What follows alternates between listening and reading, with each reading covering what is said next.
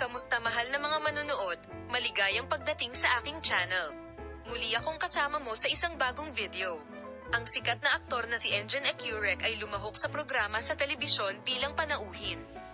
Isang kapana-panabik na pag-amin ang ginawa niya sa kanyang mga tagahanga. Si Engin Ecurek, na nag-usap tungkol sa kanyang relasyon kay Tagbabuyak Ustan sa live na broadcast, ay nagpahayag ng kanyang pagmamahal kay Tagbabuyak Ustan, kung kanino siya ang kanyang kasintahan. Narito ang mga detalye. Binasag ni Engin Ecurek ang kanyang mahabang katahimikan at ipinahayag ang kanyang damdamin para kay Tagbabuyak Ustan. Sa harap ng mga taos-pusong tanong ng live broadcast host, tapat na ipinaliwanag ni Emir Ecurek kung paano niya nakilala si Tagba at kung paano nagsimula ang kanyang damdamin para sa kanya.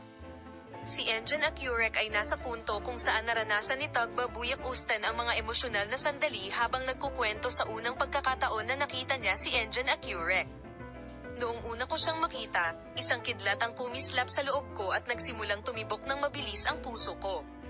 Sa sandaling iyon, para akong nakakita ng isang taong kilala ko sa loob ng maraming taon. Isang init ang kumalat sa aking puso, sabi niya.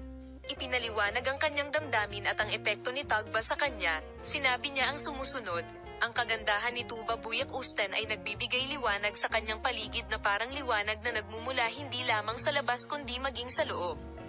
Simula pa lang nung una ko siyang nakilala, na-attract na ako sa kanya at unti-unting lumaki ang pakiramdam na ito. Isa siyang babaeng nagmamahal sa akin. Lagi akong ginagawang milagro.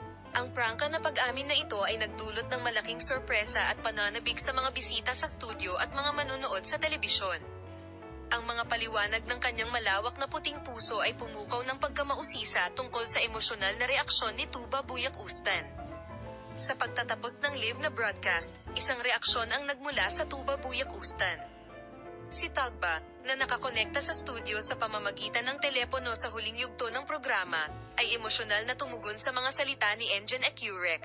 Ang mga salitang ito ni Engin ay nagpasaya sa akin.